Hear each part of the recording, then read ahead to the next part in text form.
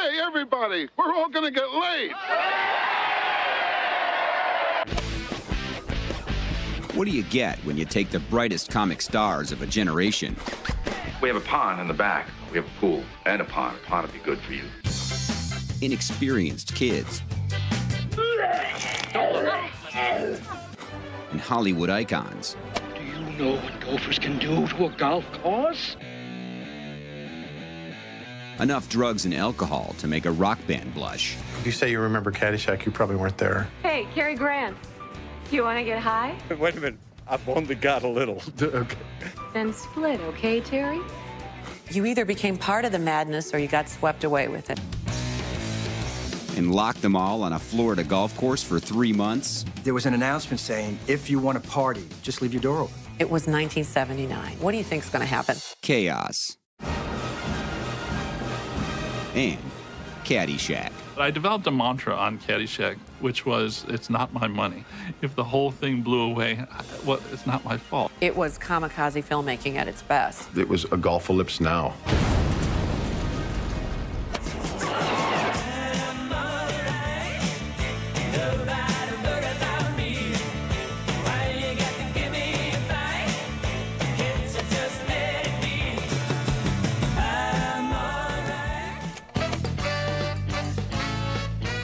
In the 30-plus years since its release, Caddyshack has become one of the most beloved comedies of all time. Be the ball, Danny. You're not being the ball, Danny. Well, it's kind of difficult with you talking like that. Okay, I'm not talking. I'm Michael O'Keefe, and I played Danny Noonan in the film Caddyshack. Do not call me Noonan if you see me on the street. Can't pay you, Lou has to. I ain't gonna pay no 50 cents for no Coke. My name is Scott Columbi, and I was Tony D'Annunzio in Caddyshack. My name is Harold Ramis, and I was co-writer and director of Caddyshack. I think Harold wasn't even sure which end of the lens to look through, to tell you the truth. It was a little disconcerting the first day when I came onto the set, and Harold was looking in the lens towards the eyepiece, thinking that you could see the scene through the eyepiece. Not true. My name is Cindy Morgan, and I played Lacey Underall in Caddyshack. You want to tie me up with some of your ties? Tie? My name is John Barman, and I was Spalding in Caddyshack. I want a hamburger, no, a cheeseburger. I want a hot dog. I want a milkshake. I want potato You'll chips. get nothing and like it. And like the movie's retinue of rabid fans, the cast and crew have their favorite scenes too. Some of the stuff is so funny. People still say, you got a pool? I have a pond. A pond would be good for you. My favorite scene in Caddyshack could be the water ballet. It had nothing to do with the movie, but we just thought it would be funny. Some of us nearly drowned during the water ballet. Favorite scene is, I gotta think it's the stuff with the bishop. Harry Wilcoxon, he'd been in silent movies.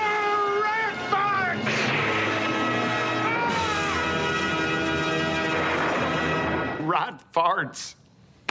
I mean, rat farts. Did Harold Ramis write that? These guys made golf cool. I mean, golf was not cool. But the story behind the making of Caddyshack is wilder than the movie itself.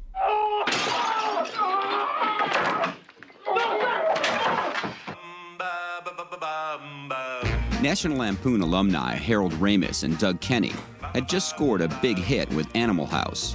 It kind of legitimized us. For their next project, they teamed up with Brian Doyle-Murray to pen another tale of the slobs versus the snobs, this time set at a country club. It was Animal House on a golf course. The studio was delighted to be working with the guys that made Animal House. So the object here was to do it all over again, but with the gopher. When the cast and crew assembled on a Florida golf course called Rolling Hills in September of 1979, things got out of hand quickly.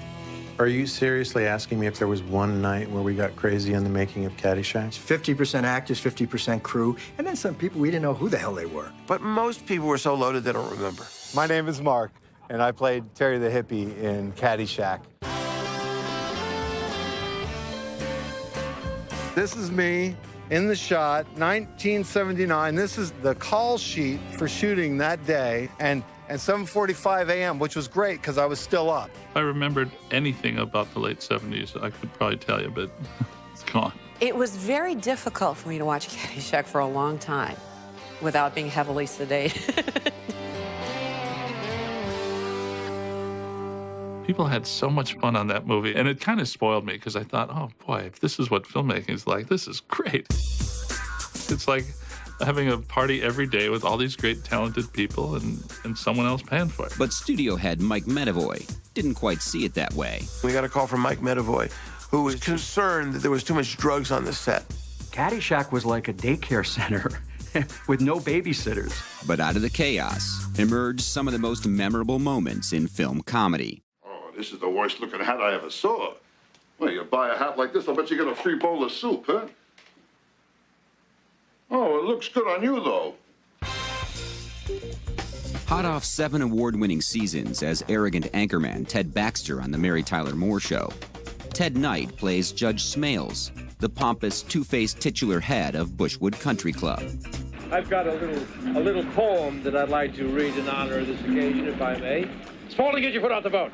But the nonstop partying and on-set antics didn't go over well with the veteran actor. Rodney Dangerfield, on the other hand, couldn't get enough.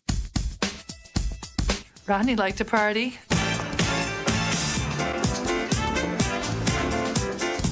Caddyshack was the legendary comedian's first Hollywood film, and he burst on the scene like a twitching, bug-eyed bull in a china shop. I think this place is restricted, Wang, so don't tell me you're Jewish. Okay, fine. Moving through the mayhem with zen-like calm is millionaire playboy and golf phenom Ty Webb. My uncle says you got a screw loose. Oh, yeah? Your uncle molests collies. The role of Ty Webb was written with Chevy Chase in mind, one of the hottest stars in Hollywood at the time. Chevy was the perfect Ty Webb. Everything we'd written was kind of aimed at him. See your future. Be your future. Make it. And then there was Bill Murray, the shell-shocked assistant greenskeeper, Carl Spackler. Bill was kind of a wild guy. You kind of didn't know what Bill was going to do. At one point, we stopped, and I said, is there any way you could just go a little easier with the pitchfork, because it's really starting to hurt? And he goes, quit whining, Burkrot. By then, Bill and Chevy had become sworn enemies. When Chevy came back to host Saturday Night, there'd been an actual physical scuffle. But Bill's true enemy was a furry brown puppet. The gopher's my best friend now. We sell him at concerts. It kind of let everyone off the hook by saying, all right, this film is really silly. There's an animated dancing gopher in the opening of this film. What could go wrong after that? I mean... What could go wrong? Plenty. Drug-fueled debauchery, poolside pandemonium, even a surprise hurricane. But somehow, out of the chaos came a comedy classic. When Animal House was released in 1978, no one expected it to be such a huge hit on a budget of only $3 million. It did over $140 million at the box office. The guys who made it were now red hot in Hollywood, and the pressure was on. It raised expectations that everything we did would be as successful as Animal House, and that's dangerous. With the success of Animal House, Harold Ramis and Doug Kenny formed a production company to develop and pitch new movie projects. I wanted to direct the next thing that I wrote, and I'd pitched a couple of movies to John Peters and Orion that they didn't like. One was a very dark social comedy about the American Nazi Party marching in Skokie, Illinois. And the other was a revisionist Marxist Western. I went, nah, I don't think that's a good idea. And I said, thank you very much, and that was the end of that meeting. Around that same time, Doug Kenny and Brian Doyle-Murray had been kicking around an idea for a movie set at a country club. Brian had been a caddy at a couple of golf courses in the Chicago suburbs. I think it was Indian Hill and Winnetka, and they'd played golf all their teen years. Harold and Brian Doyle-Murray had met at Chicago's famed Second City. After leaving Second City, Brian and Harold had gone on to work for the National Lampoon Radio Hour, where they met Doug Kenny. Doug had been the assistant tennis pro and worked in the pro shop at a club. He had been the kid who was of the working class, and yet he had to be with the kids of social standing. And there was a lot of leftover anger yet to be expressed about that. If everyone else was wearing jeans and T-shirts, he'd be in a tuxedo. If everyone else was formally dressed, he'd be the guy in the ripped jeans and the T-shirt. Harvard-educated Doug Kenney was one of the founders of National Lampoon, which in the 1970s had revolutionized American comedy, with writers like Michael O'Donoghue and P.J. O'Rourke, and performers like John Belushi, Chevy Chase, Bill Murray, and Harold Ramis. He'd been one of the three guys who took the Harvard Lampoon and went national with it, and made a lot of money really quick. After being turned down on the Nazi idea, Ramis and Doug went back to Orion with the country club idea. Harold's agents called me a few days later, and they had a new idea that they wanted to pitch. So, pitch Caddyshack. And I said, that sounds great. Medavoy gave them the go-ahead. And to serve as executive producer, he brought in John Peters. I didn't even like golf, but I liked blowing up the golf course. Harold Ramis, Doug Kenney, and Brian Doyle-Murray locked themselves in a room and began writing. They had a small, nondescript office. It wasn't glamorous. It was the three of them hammering it out on yellow legal pads. There was a lot of smoke in the writer's room. We used kind of the same approach that we'd used on Animal House. Doug and I and Brian would sit down and kind of recall everything we could about our own experience of country clubs, everything we'd ever heard about country clubs, everything that they represented in American life, everything about golf. Is there a special thrill in swinging a club and hitting a ball and trying to make it go where you want it to? The original story had much more to do with the caddies. It was going to be all about the caddies the way Animal House was about the animals. Oh, God, I did air quotes. Just shoot me. The caddies probably got cut the most, and they weren't in any position to complain about it. I was pissed. I was one of the stars that became replaced by a gopher. How would you feel? Motor mouth. We've got about 25 loopers, all primed and ready to be assigned their prospective loops by looper leader Lou Loomis. And gee, they're an excited bunch of caddies. Wow, hard to believe that was cut. As the story began coming together, one caddy stood out. He was based on Brian Doyle-Murray's older brother, Ed. My brother Ed, he won the caddy scholarship in real life. In fact, the whole Murray family had a hand in the story. The lumberyard references in the opening scene, my dad was vice president of J.J. Varney Lumber Company. And what that meant to me was we got free yardsticks that were real good for spanking. We wanted a big Irish Catholic family to open the film because that was the Murray brothers' story. The movie starts off with Danny in his big house with the big family. The Murrays were a very big Irish Catholic family. There were 6 Murray brothers and 3 sisters. 9 kids, 2 parents, and 2 bathrooms. Mornings were not quiet. There's about 62 Murray brothers. I had a big family, 9 kids, and that was sort of a show every night, you know. There was, you know, a lot of competition, line acts. It was like old vaudeville. Everybody had their own shtick. I love the Murray brothers. I love them all. They are so darn much fun. They really are fun. In fact, I think they were all Murrays. Ted Knight was really a Murray. Chevy Chase was a Murray. Rodney Danger Murray. And definitely not, least of all, Bill really was a groundskeeper. Bill was literally selling hot dogs on the 9th hole. I was a caddy. I was a greenskeeper. I had a hot dog stand on a golf course. many of the scenes that went into the script were based on things that happened in real life. I think I'd only completed 2 rounds of golf my whole life. And in one of them was on a 9-hole public golf course, and I actually struck a person with a golf ball on the next fairway. We use that in the movie, in fact. Ted Knight gets hit in the crotch with a golf ball, and that's what I did that day with this other guy. Oh! I'll find you. Oh! I should have yelled too. The pool scene, it happened. Somebody left. It wasn't a baby Ruth in the pool. And the pool emptied really quickly. After compiling all their notes, they began to assemble the first draft of a script. Eventually, you make enough notes and threads start to emerge. Doug had kind of clarified the movie. He called it a Bildungsroman, which is a great word from freshman English. It means a coming-of-age story. But the Bildungsroman they finally emerged with was way too long for a movie script. The script originally was 250 pages, and we had to get the script down to 115 pages. I remember vividly because I had to Xerox it, and I was terrible at Xeroxing, so I remember being on my knees, like, collating scripts. Mark Canton was brought in by John Peters to help wrestle it down to size.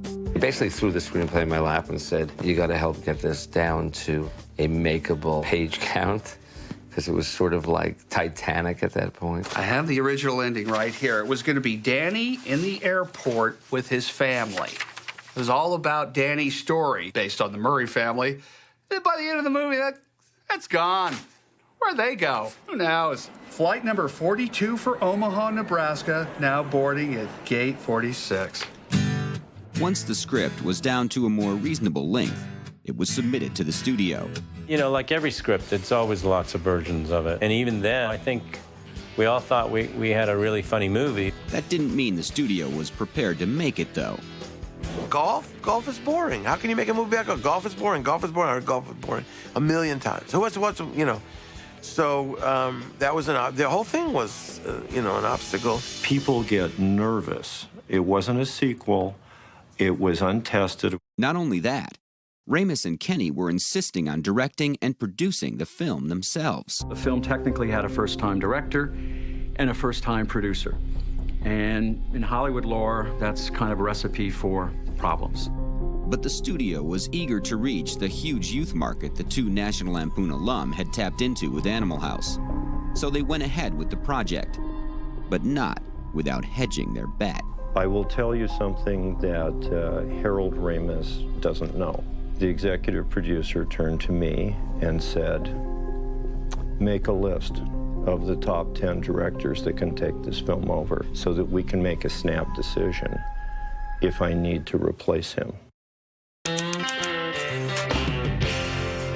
With the Caddyshack script complete, producer Doug Kenny and director Harold Ramis turned their attention to casting. They were given one directive by the studio: no star, no movie. Because we were not a very small budget, we needed a star. Fortunately, Harold and Doug had just the star in mind: Doug's friend, Chevy Chase. Doug really admired Chevy. He virtually idolized Chevy in a certain way. And Chevy was the perfect Ty Webb. Everything we'd written was kind of aimed at him. Saturday Night Live had made Chevy a big TV star. And he'd just scored a huge hit at the box office with Goldie Hawn in Foul Play. So Chevy came on board, and that was it. Then when we were rolling. Once word got out that casting had begun, there was no shortage of people who wanted to audition. Everybody wanted to be in this movie because Animal House had been such a huge hit. At the top of the casting to-do list was the part of Danny Noonan, who, in the original script, was in almost every scene. Their first choice was Mickey Rourke. I just brought in anybody that I thought looked kind of young Irish Catholic, everyman kind of kid. He was not the Mickey Rourke we know today. He was starting out, and a very, really good actor, like surprisingly real. Maybe a little too real. We wondered if he could be broadly funny, because there's something about playing comedy that doesn't always work for real method actors. Orion suggested someone who had just starred in a movie for them, a young actor named Michael O'Keefe. He'd already been in The Great Santini with Robert Duvall, and he was wonderful in the movie. Clearly, they demonstrated a lack of discerning taste. If you can hold half of the screen opposite Robert Duvall, then you're doing a really good job for a young guy. So I knew that he had the charisma and the power to be the central character in this film. They decided to offer O'Keefe the part. I was thrilled because I knew who Doug was from National Lampoon magazine. I was a big fan of that since high school. Cindy Morgan was a disc jockey in Chicago before moving to Hollywood to pursue acting. When she came in to read for the part of Lacey Underall, everyone was impressed. I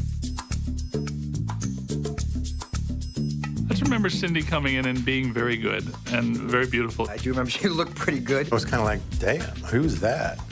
That's Cindy Morgan. Whoa. All the guys be like this, and then Cindy come on set and be like, hey, Cindy, how you doing? Good to see you. Hello, Cindy. I play a kooky character, but this is the real me. Totally cool over here. I always stand like this. And then she'd leave and everybody would let their gut hang out again. Is she gone? I saw Lacey as a woman who enjoyed life and enjoyed sex and kind of enjoyed having fun with people a little bit.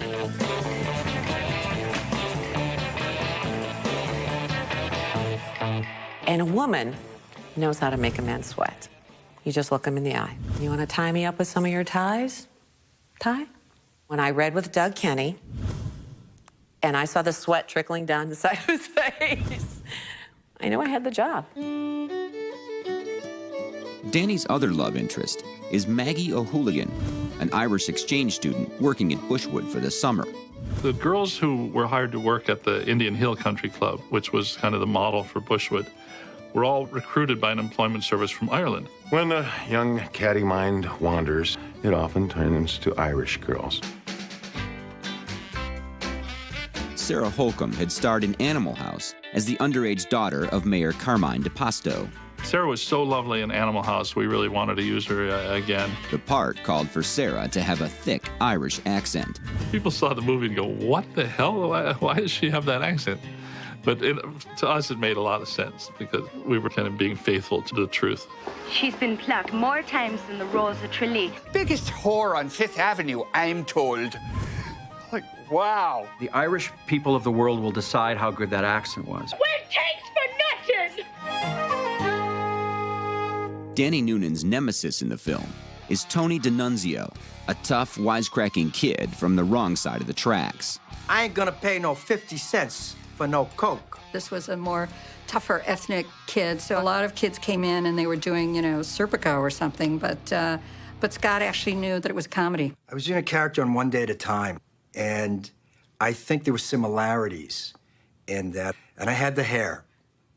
I had that football helmet hair. I don't know if you knew this or not. He was 43 years old when we made Caddyshack, and he was playing like an 18-year-old kid. I mean, that's how good-looking and how together he was. The part of Tony's brother, Angie, went to theater student Peter Burkrot. I was working at the Berkshire Theater Festival in Stockbridge. I was a, slave labor. It was a glorified apprentice. A few weeks later, he got a call from a casting agent. She said, the role is Angie. It shoots, blah, blah. And I said, wait. I said, this is definite? And she says, oh, yes, this is an offer. I said, I accept! And I just, at that point, pretty much went out into the field and did the victory dance. John Barman didn't even know he was being considered for a role in Caddyshack.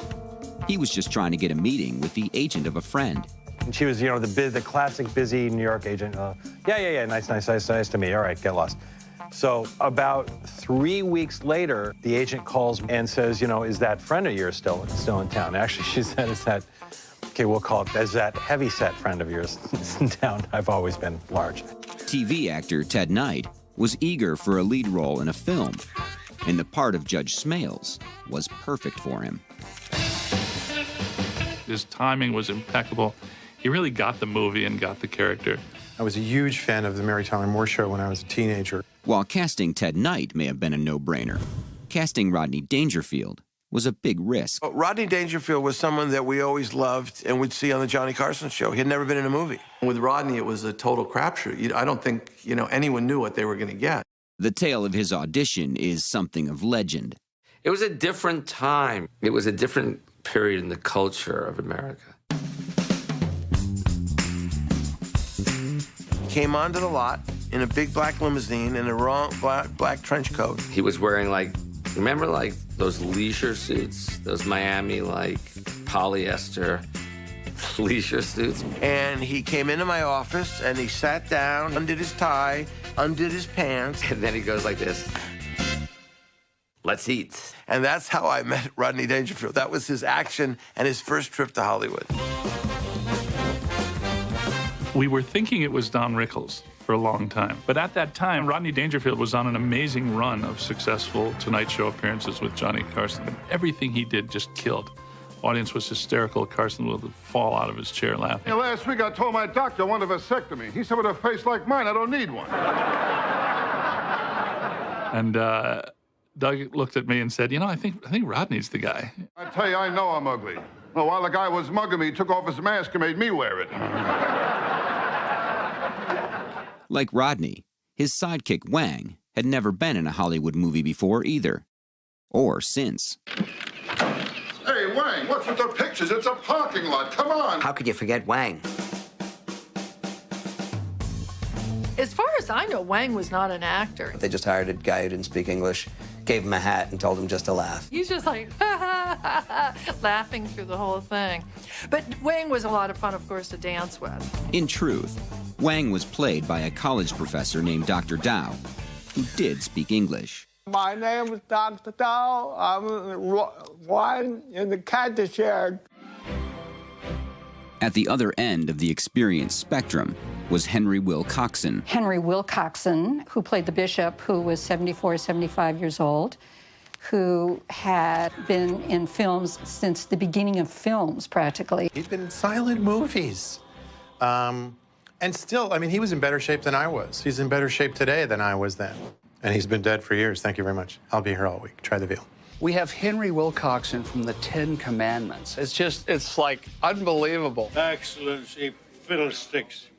My name's Fred, and I'm just a man, same as you are. You're not a man, you're a bishop, for God's sakes. There is no God. The casting director didn't have to look far for someone to play the part of Lou Loomis. There was never any doubt the role would go to writer Brian Doyle-Murray. Brian Doyle-Murray was Lou Loomis, the caddy master, and he ran a tight ship. Talk about somebody who's completely believable in that role.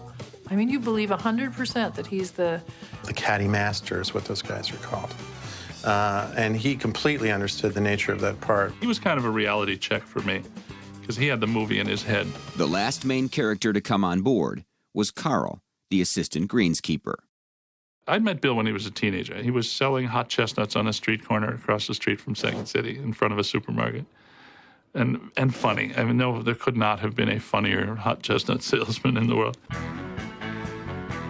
By the time Caddyshack came around, Bill Murray's career had progressed considerably. He was a cast regular and fan favorite on SNL, and had recently starred in Meatballs. His appearance in Caddyshack was supposed to be only a cameo. Bill Murray came on last, and people didn't know that if he was going to be able to be in the film at all. He was added at the very last second, put into the very last script. Because of his busy schedule, though, Bill could only be on set for 6 days, which, at the time of casting, seemed fine. There were no scripted lines for Carl, the assistant greenskeeper, but we recruited Bill, and we had him for 6 days. I was frightened of Bill Murray because, one, he was a legend already, and two, there was this buzz that he was a little crazy. With Murray on board, they finally had all the main characters in place. But they had no idea at the time that those casting choices would throw the original plot of the movie, and eventually the entire production, into turmoil. In the summer of 1979, the Caddyshack production team had assembled some high-powered comedic talent, including SNL stars Chevy Chase and Bill Murray, TV icons Ted Knight and Rodney Dangerfield, and a group of eager young actors. Orion Pictures was pleased with the cast, but was concerned about the inexperience of director Harold Ramis and producer Doug Kenny. Nobody knew what they were doing. There was a lot of nervousness about saying yes, even with the success of Animal House. And the budget reflected the studio's concern. It's fairly cheap under today's standards, but I can't remember exactly what the number was. It must have cost $15 million, I think, something like that. The film was made for $7 million, which is nothing. But Orion was a company that believed in letting filmmakers do their job without a lot of executive interference. Orion prided itself on being hands-off. We will let the filmmaker make their own movie. Caddyshack would eventually test their resolve as the shoot began to spin more and more out of control. The first hint of trouble to come came during location scouting. We wanted an old, rich country club. The script was based on the Murray brothers' experience caddying at an Illinois country club. It was all written with Chicago in mind. It's supposed to be Illinois, so they wanted to find a golf course that did not have palm trees. Shooting in L.A. definitely wouldn't work. But palm trees weren't the only reason the filmmakers didn't want to be on the West Coast. We wanted to be as far away from Hollywood as we could be for our own self-protective purposes. The guys intuitively knew that the further they got away from Los Angeles, the more they could make the film they wanted to make. But the timing was wrong for a Midwest shoot. It was shot in the fall and winter. It would be snowing in Chicago. We just couldn't do it. So they decided to look in Florida. We wanted to shoot in Florida, but we couldn't find any place because we had to blow some of the golf course up. Yeah, that was the problem. It was very hard to find the right place. Because most people didn't want to do it. It started to feel like a bad Florida land deal. Because first they were showing us beautiful country clubs and then saying, but they won't let you shoot here. And they were running out of time. Shooting had to start no later than August in order to make the next summer release date. It's like when you buy a house, the realtor shows you the one they think you're going to like best last. So finally we come to Rolling Hills Country Club. It couldn't have been more posh and fabulous. It was the only one that didn't have palm trees, and so it looked like Chicago. It just seemed perfect in every way. They were happy to have us. They were going to close down the course as we needed it. We're at Grand Oaks Country Club in Florida, which used to be Rolling Hills Country Club in Florida, and that's where we shot Caddyshack. These are the stairs that Spalding would have walked down after the banquet scene and walked over to Dr. Beeper's car.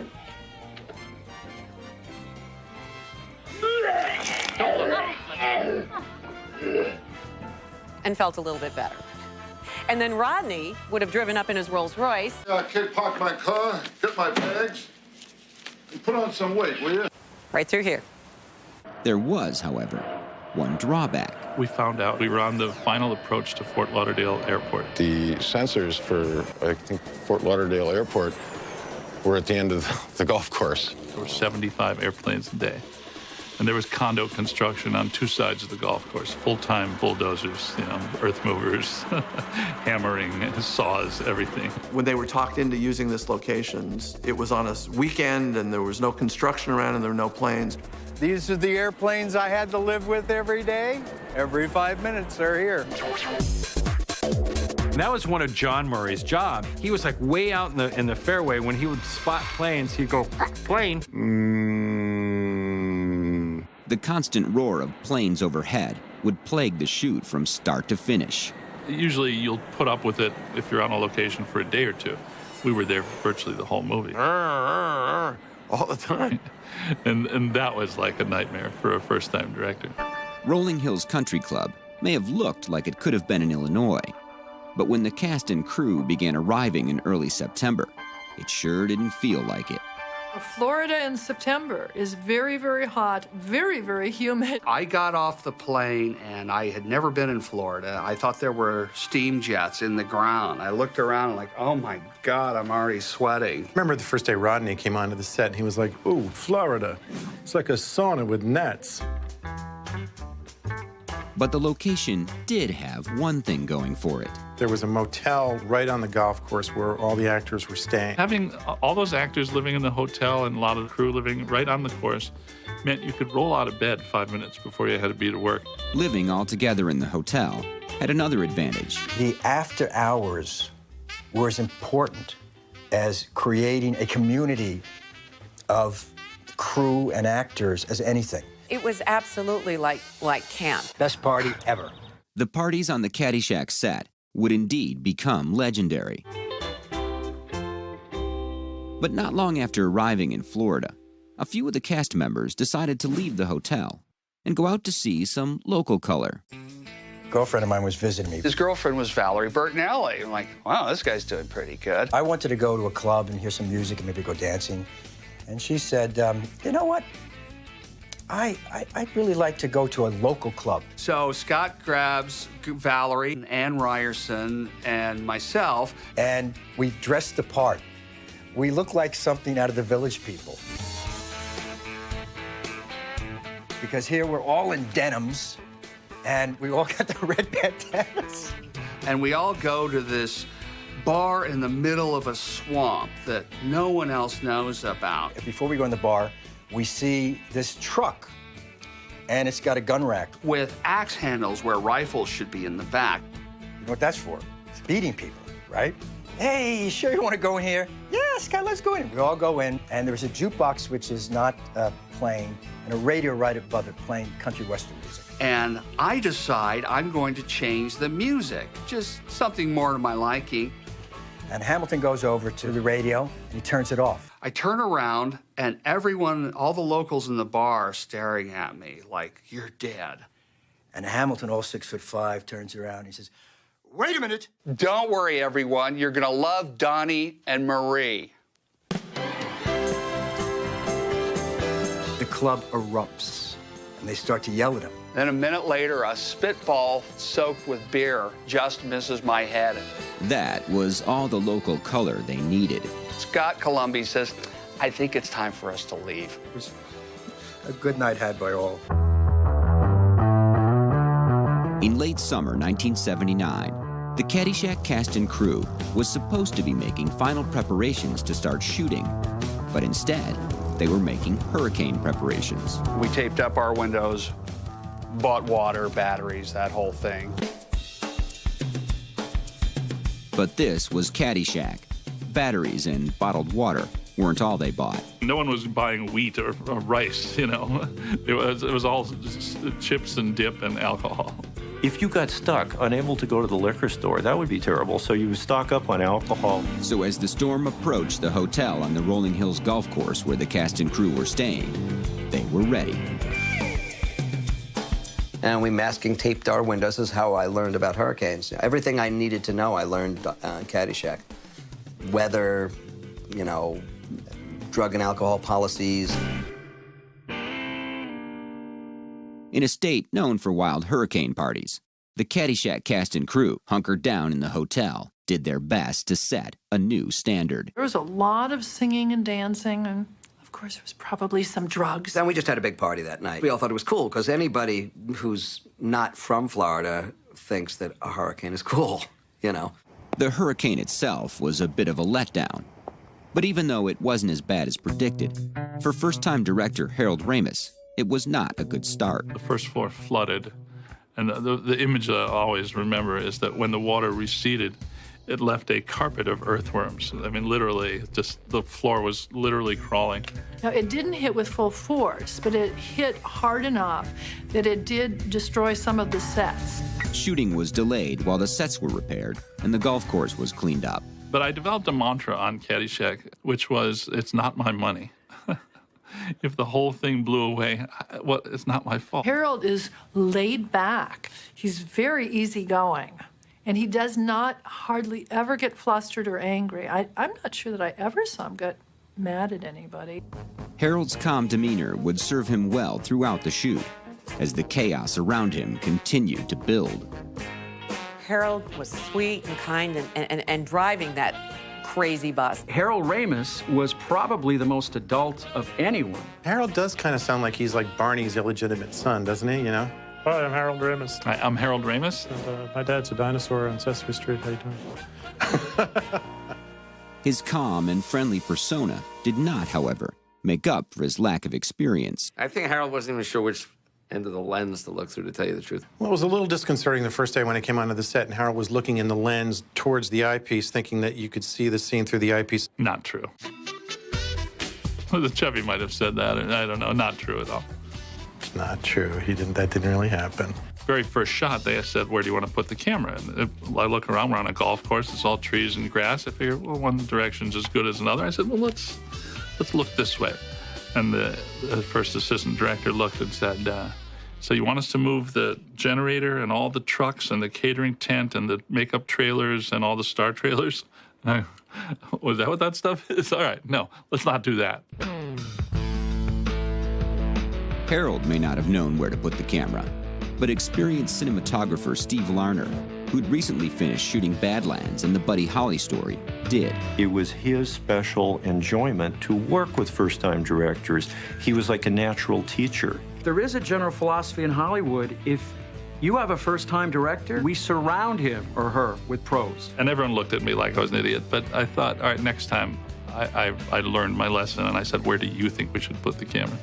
And it was easy. Director Harold Ramis wasn't the only one on the set with minimal movie experience.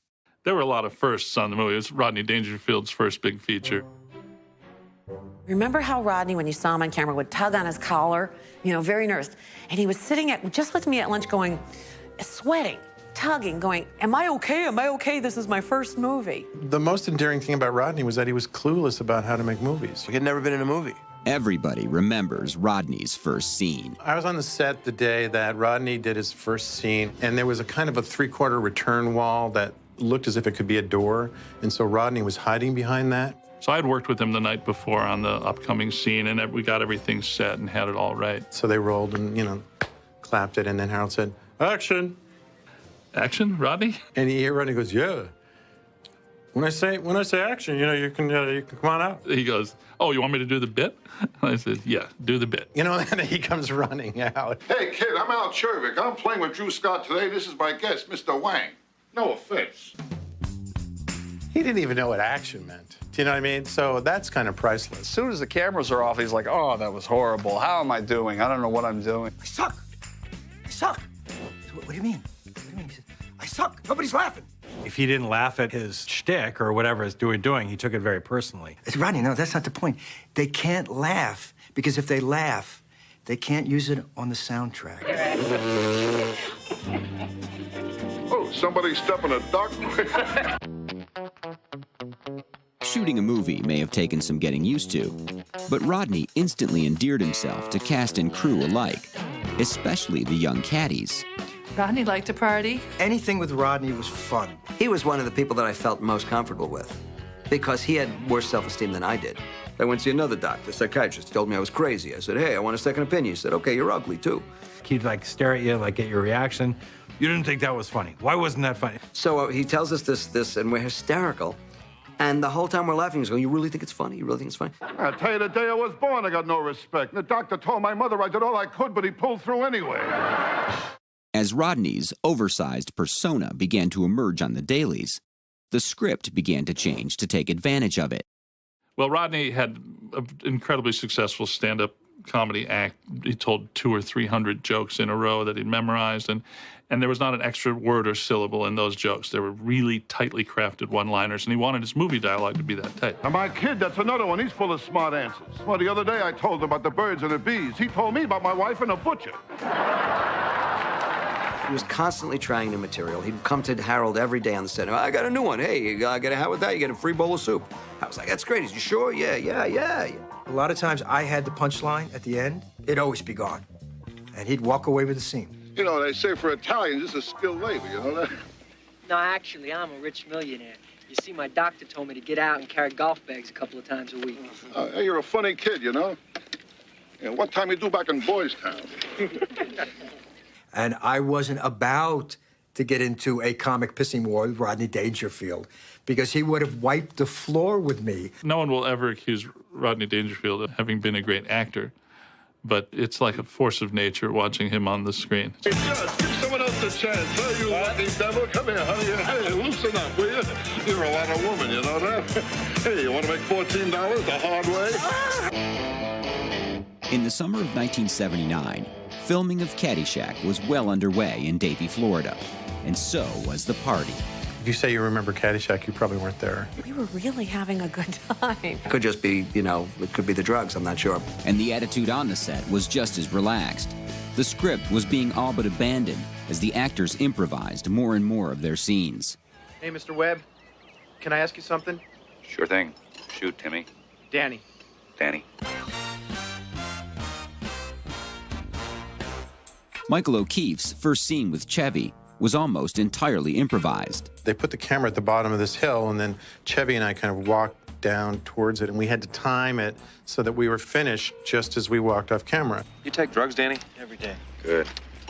So what's the problem? You really never knew what he was going to say or what was going to happen, so you had to kind of like be loose and open and aware. With Chevy, even the slightest suggestion from director Harold Ramis could trigger a comedy classic. I think I suggested that he make some kind of spiritual sound.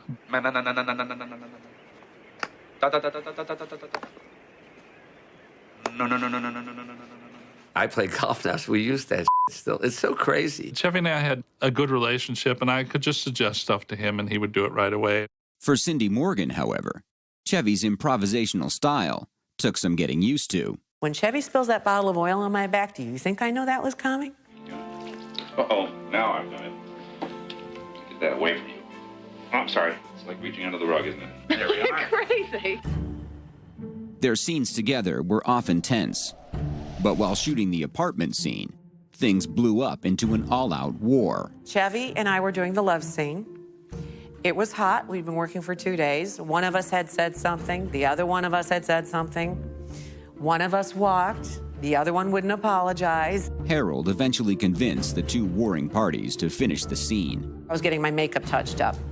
And Harold said, come over here and sit down. And if you watch that scene again, you'll see me sit down and watch my eyes at some point. And, you know, I'm looking at the tequila, and I take a shot, and I see him snort the salt, and I look up, and the camera light's on. I guess I would sometimes forget to bring everyone else up to speed. Oh, yeah, Chevy's going to snort salt. And I went, son of a gun, this is in the movie. I was born to love you. I was born to lick your face. I went, all right, it's in the movie, I gotcha. And it was wonderful, just following. The best part was just reacting to him. She went with everything. She was game, and that's what you look for, is someone who will roll with it. As shooting continued, rumors about another big star began making their way around the set. We kept thinking, is he coming? Is he coming? Bill-Murray was scheduled to be on set for only 6 days, but no one was entirely sure when he'd arrive or what would happen when he did. And suddenly we see this golf cart coming from the distance with a bunch of kids in it, and as it approaches, Bill-Murray stands and goes, "Which way to the youth hostel?" One of the first scenes Murray shot was the Dalai Lama scene. Bill had the basis of a great speech from Brian, and then he started embellishing, and the embellishments were hysterical. I was out there throwing suggestions in, and I said, you know, what if the Dalai Lama stiffs him, you know? So he improvised the whole closing beat. And I said, hey, Lama, how about a little something for the effort, you know? I got that going for me, which is nice. Is probably one of the most quoted lines. Caddyshack is full of hilarious Bill-Murray quotes. All the more remarkable, since in the original script, he had no lines. It's really a tribute to Bill. Maybe one of the most famous comedy improvs ever is the Cinderella story. I happened to be walking by when they were about to shoot that, and Harold said, come here, you're not going to believe this. And I was like, what? He said, just watch. All the script said was that Carl was cutting off the tops of flowers with a grass whip. I'd been jogging, and to keep my spirits up, I would be the announcer at the end of the marathon. Oh, you know, the runners are coming into the stadium. Let's Ramos in the lead, you know, and I would keep it seemed funny to me. So I said to Bill, I said, do you ever, when you're playing a sport, like pretend you're also the announcer? He goes, oh, he said, say no more. Young greenskeeper, Garth Speckler, U.S. Open. She's got about 320 yards. She's going to punch an 8-iron up there. You know, and he started doing this whole thing, and he had just written it right then and there. Cinderella story. Out of nowhere, a former greenskeeper. As shooting continued, the character of Carl the assistant greenskeeper was expanding. Caddyshack was originally conceived as a coming-of-age story about caddies at an upscale country club. But as Rodney Dangerfield, Chevy Chase, and Bill-Murray continued to improvise, the shoot was becoming more and more unpredictable, and the entire focus of the film began to shift. It just shifted the whole weight of the movie. It unbalanced it in terms of telling a coming-of-age story. And as their roles got bigger, the roles of the caddies had to get smaller. I think it ended up making it more like a Marx Brothers movie. It had all the shape of an early Marx Brothers film. You had like a high society, snooty people played by Ted Knight and Lois Kibbe. In the Marx Brothers, it was always Sig Ruman and Margaret Dumont. And then I thought, all right, Rodney's like our Groucho, and Bill's like our Harpo, and Chevy's like Chico, you know, and it had that shape. As the dailies arrived in Hollywood, the producers at Orion thought the footage was hilarious. But it wasn't exactly what they had signed off on. I was frightened to death that it wouldn't cut together because you had a bunch of lunatics shooting and being funny. Caddyshack was like a daycare center with no babysitters. We were all teenagers, for the record. Still, true to their word, Orion remained mostly hands-off. But they did have one suggestion. And I said, wait, we have the two biggest comedy stars in the world, and they don't talk to each other. So Doug and I and Brian sat down and created a moment, a climactic moment. I told the set decorators to create a little apartment for Bill in the back of a shed with an old car seat for a sofa and just throw a blanket over it, I said, and get a big wooden wire spool for a coffee table. While they were doing the set, we had lunch and we laid out the scene beat by beat. You know, what happened, Chevy walks in and what they talk about, and that Bill is studying greenskeeping. He wants to move up in the world. The plan was to shoot it that afternoon, but rumors swirled on the set that Chevy and Bill were feuding. Shooting this new scene meant they'd have to work together, something they hadn't signed up for. Chevy came back to host Saturday Night. There'd been an actual physical scuffle in the hallway. I didn't know the details. I didn't know if punches were thrown or if it was a wrestling match, but I knew there'd been a fight in the hallway. There was a lot of tension because of the Chevy chase. Bill Murray reported history. Billy Murray is a very provocative guy. I mean, he's streets of Chicago. These are tough kids. They can fight. Chevy and Billy, they were at war. When it came time to shoot the scene, no one knew what to expect. For me, it felt like two heavyweight boxers getting ready to go into the ring who, you know, had some history, and it was what's going to happen. Chevy was so insecure in those days. I think he needed to show how good he was, even though he was a natural. But I think Billy, it was like an athletic competition. It was like a golf match. The showdown between Bill and Chevy, however, never materialized. They were absolute professionals and never displayed any sign of prior problems. The scene with Bill and Chevy was hysterical because you didn't know what was coming next, and neither did they. And then they just improvised, and some of the stuff is so funny. We have a pond in the back. We have a pool and a pond. A pond would be good for you. Harold was brilliant at getting into Chevy's head and Bill's head and making it clear to them what was working, what wasn't working, and kind of culling the improvisatory stuff that they were bringing to the film and refining it. We shot, I think, for a day, and we got the scene in the you know, a little bit, you know, in the shack, in the golf shack. In just 6 days on the set, Bill Murray turned the minor role of Carl the assistant greenskeeper into a major character. Every time the cameras rolled on him, he did something brilliant. He could make something out of nothing. All totally improvised. You know, just like let the camera roll. I think that Bill's character was an invention from himself. I watched it evolve as he created it. Bill Murray working with the clay figures, doing all the voices. How do you get away with that voice, you know? And I sat there utterly in awe that he was just coming up with this stuff. It's like not many people could do that. Bam! And nobody knew that was coming. My God, he's a savage. I mean, you've got to admit that one of the funniest moments in that entire movie is when Bill Murray picks up the candy bar and says, "It's not so bad." Shooting the infamous pool scene was one of the most memorable for the cast. It was one of the few scenes not shot at Rolling Hills Country Club. I remember before I had to walk out for their first shot, where I had to walk past the pool, and I had to pull this character off. And I remember standing there leaning on the sink going, I can't do this. I just can't. This isn't me. And I think I had a line when she passed. I said, don't even bother to say the line. She's gonna steal the shot. You know, just turn, look at her, and lick your lips, because whatever line you got, just that walk is gonna, you know. I walked out and I walked past the pool and I saw these guys sucking in their gut and I went, all right, they're buying it.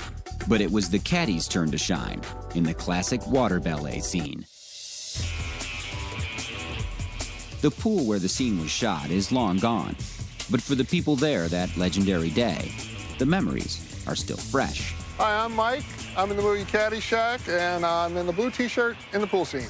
It was really grueling, getting second-degree sunburn sitting out here roasting in August. The first thing they did was the high dive. I'm Marcus. I played the lifeguard in Caddyshack. I did my casting call. All they did is they wanted me to say, hey, you put on your suit. You put your suit on! You shave your ass! For me, it was difficult. I had to walk across there, my first shot on the film, climb the ladder and do the dive. I can float. I can swim from here to there, but I'm not a swimmer. I'm certainly not a diver. I'm legally blind, so I climbed up the board without my lenses in, and I had to walk it like I meant business and take the spring, and they could cut to the real diver.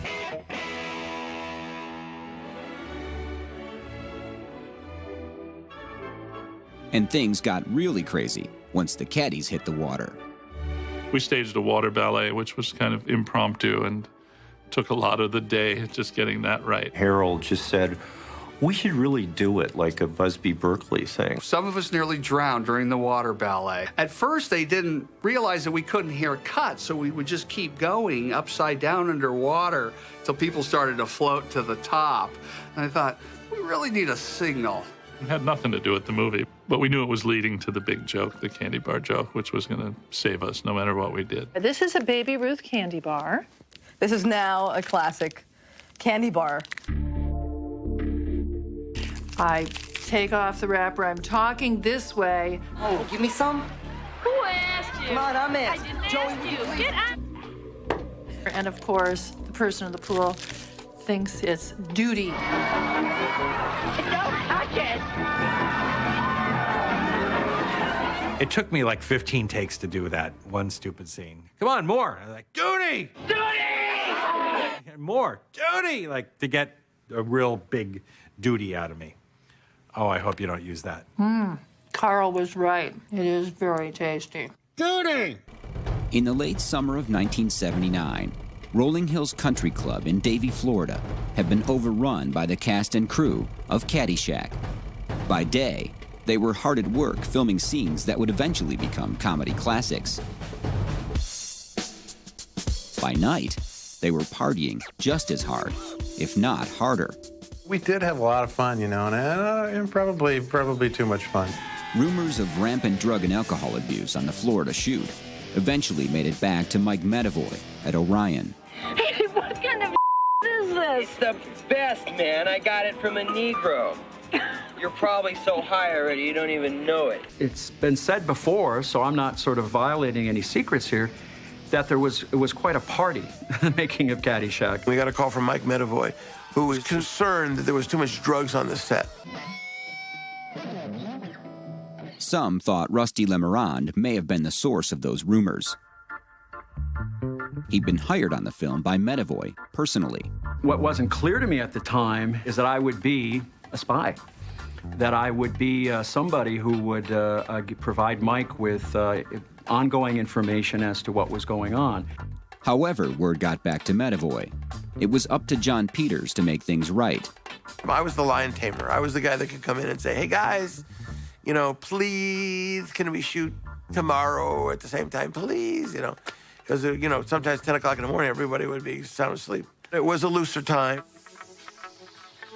In truth, the loose atmosphere had begun to take its toll on the production. Scenes were taking longer to shoot because of late arrivals and no-shows.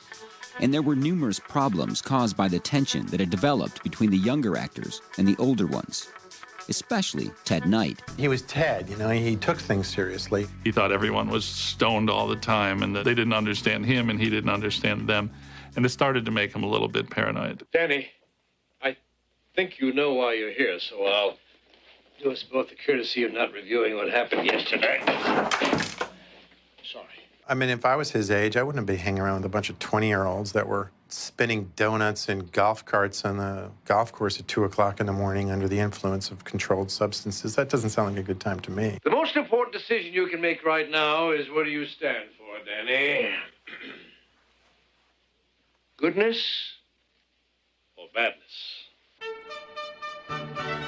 You know, you could land planes on Ted's hair. You know, it looked like an aircraft carrier. There was always a comb handy, and he knew how to use it. Oh, yeah. It was just fantastic construction. And when Chevy delivered that Judge Schmelz, you know, my father never liked you line, he reached over and he kind of mussed Ted's hair.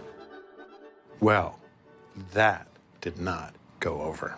Because, you know, Ted would be like, you know, that kind of thing. And Chevy would be like, what's the problem?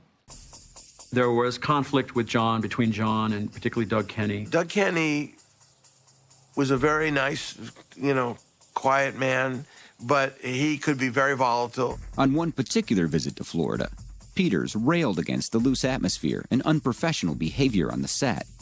Doug just said, when you come back again, you better come back with a different attitude or just don't come back at all. But the legendary producer's influence on the movie wasn't all so contentious. John was a bear. He fought for us every step of the way. I'm not sure we could have done what we did without John defending us. He stayed out of the picture for the most part, but when he inserted himself, he was very clear and very specific and usually right. I pretty much could protect the boys, the artists, the creative guys, and make everything okay. Principal photography on Caddyshack ended in Florida on October 1st, 1979. Exhausted from over 2 months of nonstop working and partying, for most, the end was anticlimactic. We were also hungover from 8 weeks of partying and filmmaking. The wrap party was like, oh man, this is a great experience. This is really good. Let's stay in touch. I also knew after this shoot is over, I'm going to need a good long rest. And I slept until noon for about a month. Director Harold Ramis, on the other hand, had remained relatively sober throughout the shoot. Harold checked out every night at the end of the shoot, went to his room, did his homework. He did not participate in this kind of bacchanal. The wrap party was his chance to catch up. I remember a wrap party that I got so intoxicated I had to be carried home, and early, too. So it's like, I missed the whole wrap party. It was kind of strange.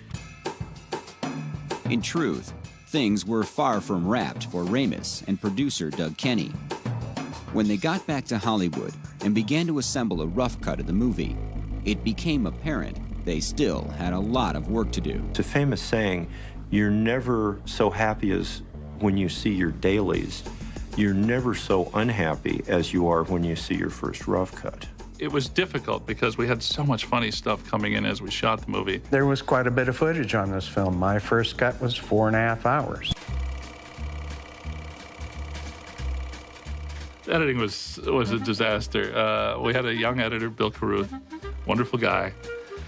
And we just all he listened to everything we said, which was a big mistake. Billy playing with the golf ball washer, that scene could have gone on for a half hour. And I think at one point it did. We had so much material and so many jokes and so many funny things and a story to tell. I think the film just turned into spaghetti. It would be, well, let's try this. We'd take this out, put that back in. John and Mark and I said, we've got to do something. We can't show this to Orion. We'll all be fired. We have to fix this film, and none of us have the skills to do it. When the movie was cut together, it didn't cut together. So they kept cutting scenes to get it down to a more manageable length. But as those scenes disappeared, much of the original plot disappeared along with them. The scenes with Danny and Maggie just didn't play. Well, that's it then. We'll just get married. Oh, God, that's all I need. As each cut got shorter and shorter, her scenes were disappearing. It was a skeleton without a spine. What basically remained was a series of wonderful vignettes, but it didn't have that through line. Enter the gopher. We didn't realize at the time that the gopher could be a central, pivotal thread that moved the comedy and the humor and the drama throughout the piece. The filmmakers began to wonder if the battle between Bill Murray and the gopher could provide the dramatic through line that had been lost when the caddy scenes were cut.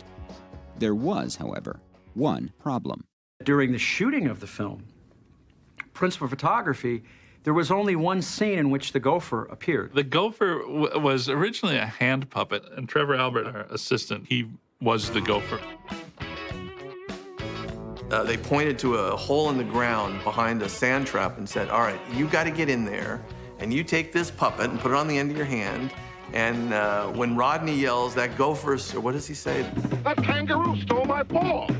You know, you pull the puppet back down the hole, and so that was me. So I was a gopher, and I was a gopher. And Rodney Dangerfield is fighting with basically a sock puppet. I wanted to be working on Truffaut movies, and here I am with a, gopher on the end of my hand. Yeah.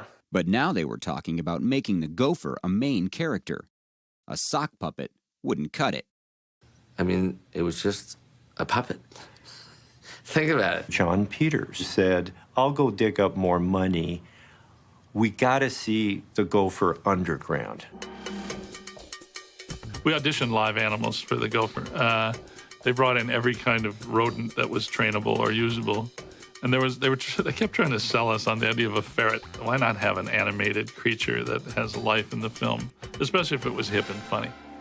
So the job went to John Dykstra. Somebody called me one day and said, can you build a gopher?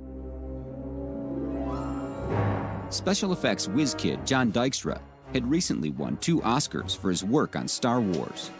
It had to have the ability to make anthropomorphic kinds of expressions, smiling, frowning, confusion, surprise. He needed to be able to spit water, cough smoke. And he had to be physically adept, be able to dance and to move around. I determined early that the ears gave the most expression, right? That you could, curiosity, anger, what's going on over here, there. And that by changing the profile of the head, I could get a lot of emotion. And then I also wired it so that he could snarl to the left or snarl to the right or bare his teeth entirely. It's a gopher world, and we're just living in it.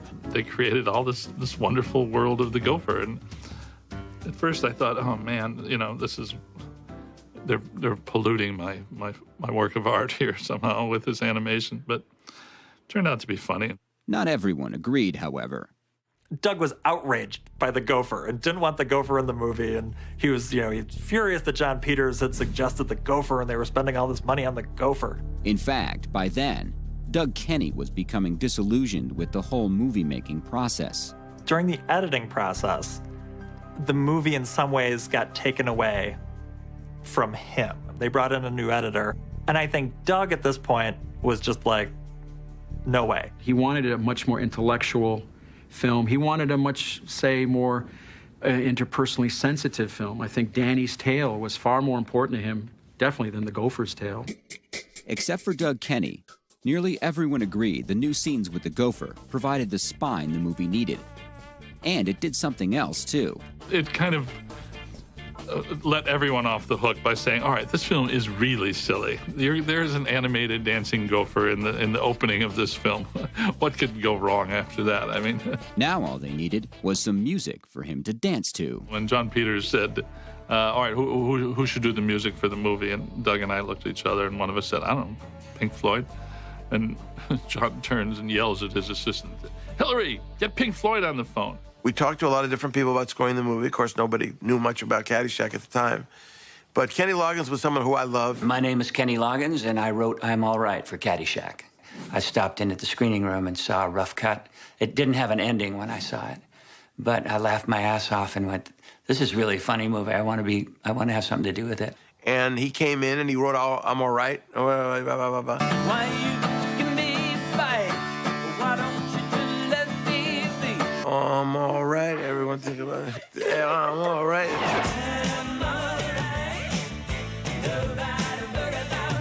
It didn't hurt having a really good Kenny Loggins song to start the movie. The gopher's my best friend now. We sell him at concerts. Don't get moving. And then, it goes on from there. For the rest of the music, they brought in veteran composer Johnny Mandel. Johnny Mandel had written the score for MASH. And I remember when he was working up the music for the film, he'd say, all right, I want to, play you something. And he'd sit down at a piano and he'd start, here's the love theme. And then the strings come in. And he'd sing the strings and then horns. I'm going, well, that tells me nothing. What can I tell from this? When everything blows up, and that was fun because I was able to do the 1812 overture with the bong gong gong gong gong gong gong gong bong, bong bong bong bong bong. It may have been fun for Johnny Mandel, but when the scene was originally shot, it was anything but. We wanted to blow up the green, but of course the golf course didn't want us to blow up one of their greens. Real golfers don't like their golf course blown up that much. And we had to convince these people to blow up their course. They said no. We created a party, sent them to the party. They went to the party, and while they were there, they saw on the news that their golf course was being blown up. So, but it's true. That's how John is. He came up with that idea. Well, let's buy them dinner, then they'll let us blow up their course. I remember the day that I walked over and said, what are you doing? And they said, oh, we're building a fake golf mound. I still don't know anything about golf. What are they called? Golf hills? So in the space between two fairways, they built an artificial green. They came back. We left. They called the police. They made a file a report, but we gave them money and it was good and it went away. I may have made all this up. I don't remember. There was a lot of extras around, and Harold got on the megaphone and said, "We can only do this once." So he said, "It's very important that you're focusing on the ball." And all of a sudden,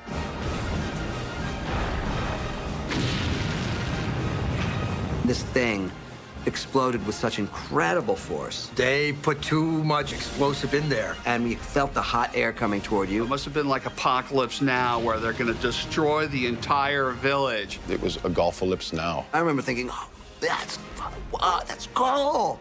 The nearby Fort Lauderdale airport didn't think it was so cool. An incoming pilot allegedly reported the golf course explosion as a plane crash. And Harold was like, "What are you you didn't react to the explosions. What are you doing?" And I was like, "Well, I was reacting to the putt. I needed to win the match and get the. Oh man, we just blew up half the town. And you didn't even blink an eye." I was like, "Yeah, what can I tell you? I was worried about the ball going in the hole." Except for Michael O'Keefe, the explosive end to Caddyshack certainly got the attention of everyone within miles of it. But now, as the producers and studio readied the film for release, the question was, would Caddyshack get the attention of the movie-going public? Caddyshack hit theaters on July 25th, 1980, almost 2 months later than the planned release date. By then, Doug Kenney had had enough of Hollywood. He just had a hard time, I think, assimilating into the Hollywood thing. Caddyshack wasn't under his control. It wasn't the film he wanted. After the premiere, critics were not kind. How did the critics like Caddyshack? They hated it. I remember the New York Times called the film an amiable mess. The reviews for Caddyshack stunk. You should go back and look at Gene Shalit's review on the Today Show. Do you remember him? He's a film critic. Caddyshack is not about the Mikado's daughter-in-law elect. It's about as rotten a movie as has slopped the screen this summer. And he just dissed the film. This time, Chevy Chase and the wearisome Bill Murray waste our time in a sketchy bramble of golfers, caddies, and country clubs. Even worse than Murray is Ted Knight. He is truly awful. Caddyshack is a hazard, and those who pay to see it may be teed off. What's gratifying about it is, now it's 30 years later, and, Caddyshack is Caddyshack, and Gene Shalit's Gene Shalit, Even so, Caddyshack did not live up to the high bar the success of Animal House had set. It wasn't Animal House, and that's what people were hoping for or expecting from us. The cast and crew of Caddyshack felt the sting of professional disappointment in the wake of the generally poor reviews the movie received. Just 2 months later, though, they were struck even harder by a personal tragedy. On August 27th, Doug Kenney's body was found at the bottom of a cliff in Hawaii. Doug never got to see the film be a success. He got to see the premiere, he got to see the bad review in the LA Times, and a few days later, he was gone. People say, that it was the failure of Caddyshack that pushed him over the edge, but that wasn't true. I mean, he was pretty depressed anyway. I was in the office with John when we got the news. He just had to. He must have thought he could fly. Doug was a genius, and like a lot of comic geniuses, he was sort of tortured, too. He just knew how to be funny, but more important, Doug Kenney knew how to be a human being. He had a tendency to make you feel special. I loved him completely, and, it was, it sort of woke everybody up. And Doug was the first to go. The next year, John Belushi died. So it was like a wake-up call for all of us to start looking at our lifestyles and, figure out who we were and who we wanted to be. And, is this good? Is this, should anyone be living this way? But the tapestry of that film includes many, many fibers created and woven by Doug Kenney and would be utterly different without Doug's contribution. At the point where he died, he really had not quite seen the fruits of Caddyshack because I think it grew and grew and grew in popularity, and I regret that for him. Caddyshack has indeed grown in popularity over the years. I'm having a little party at the yacht club this Sunday. I'm christening my new sloop. What are you doing this Sunday? No plans? Wait. How'd you like to mow my lawn? Although no one can quite put their finger on why. Well, if anybody really knew the answer to why Caddyshack worked, there'd be a path beaten to their door. Why did Caddyshack work? Please tell me. Much of the cast and crew of Caddyshack is still making people laugh. Chevy Chase and Bill Murray went on to become two of the biggest comedy stars in Hollywood. And Harold Ramis, having gone on to write and star in Stripes and Ghostbusters, and direct Groundhog Day, as well as many others, has inspired a whole new generation of comedy writers and directors. Harold Ramis was the forerunner to Judd Apatow, and he still is. I think Judd will say that. Michael O'Keefe went on to appear in countless films and TV shows. Most recently, opposite George Clooney in Michael Clayton. He's also become a Zen priest. You know, Doug was the one who turned me on to Zen a little bit, and he turned me on to Basho. The Zen philosopher Basho once wrote, "A flute with no holes is not a flute, and a donut with no hole is a Danish." Scott Columbia hit box office gold with the Porky's movies and is now an acting coach and musician in California. Following Caddyshack, Cindy Morgan starred in the sci-fi hit Tron. It was her last big film role. She now lives in Florida and is writing a book on her Caddyshack experience. When I walk away from here, I'm going to wash off this makeup, my hair goes back in a ponytail, and I'll be running on the beach and writing the book. Rodney Dangerfield continued his successful career as a stand-up comedian and went on to write and star in Back to School with Harold Ramis. He made many more film and television appearances until he died in 2004. Ted Knight went back on TV as the star of the hit series Too Close for Comfort until his death from cancer in 1986. Despite the movie's dancing gophers, unabashed silliness, and cheesy special effects, Caddyshack remains a timeless classic. And unlike most movies, which tend to fade away over the years, Caddyshack somehow manages to get better. And when it went on television, it had 2 stars in the TV guide. But as time has gone on, I think Caddyshack has just gained and gained and gained. 10 years after that, I looked and it had 3 stars. And I thought, well, it's like a fine wine. It's just apparently getting better the longer you leave it in the can. And it's the kind of thing that dads actually pass to their kids, who pass to their kids. We're all linked together. There's 30th anniversaries, there's bar mitzvahs, there's brisks, there's this, there's that. There's every kind of thing. It's like it's been born 25 times. This movie is so important to so many people. You can't have a conversation without somebody bringing it up. And not only will they bring it up, they'll know all the lines. Hey, freeze, golfer. I enjoy skinny skiing, I want a hamburger, no, a cheeseburger. going to bullfights on acid. I have to laugh. I want a hot dog, I want french fries. Noonin. Noonin. Double turds. I was really tired of having fun all the time. I ain't gonna pay no 50 cents for no Coke. Eliu, could you loofah my stretch marks? You want to tie me up with some of your ties? Tie? And I got that going for me, which is nice. The thing I hear most from men who want to meet Lacey Underall is they'll look at me and say, you were my first, and they never quite finish the sentence. But I know what they mean. Until 300, no matter what I was involved with, including Batman, the only thing that any guy would care about, it didn't matter, any movie I was involved with or greenlit or made at the studios or produced, it was always about, wow, dude, you did Caddyshack. Memories of the missteps, the mayhem, the utter chaos behind the scenes have long since faded as Caddyshack has taken its place among Hollywood's classic comedies. And that's something the cast and crew are often reminded of, even all these years later. I was making a television pilot, and the wardrobe designer came up to me and said she was a big Caddyshack fan. And she could tell that I wasn't, like, thrilled that she had mentioned that. And She then said, you know, the reason I mentioned that was because my father was a big Caddyshack fan when it first came out, and he died recently, and he was in the hospital with leukemia. And one of the only times he relaxed when he was in the hospital was when we would put Caddyshack on, and we would sit around and watch Caddyshack with my dad while he was dying. And, you know, that kind of gave it some significance for me. It may not be the most artistic film ever made, but there is something to be said for making people laugh. When we got the go-ahead to make this film, Doug said to me, "You are going to have the best time of your life."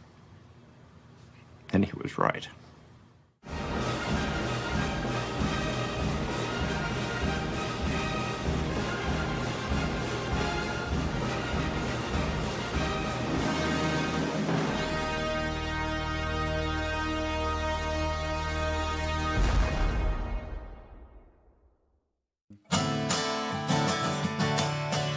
I'm alright, nobody worry about me. You got me back, why don't you just let me be? I'm alright, nobody worry about me. Why you taking me back, why don't you just let me be? Do what you like. Okay, cut. All right.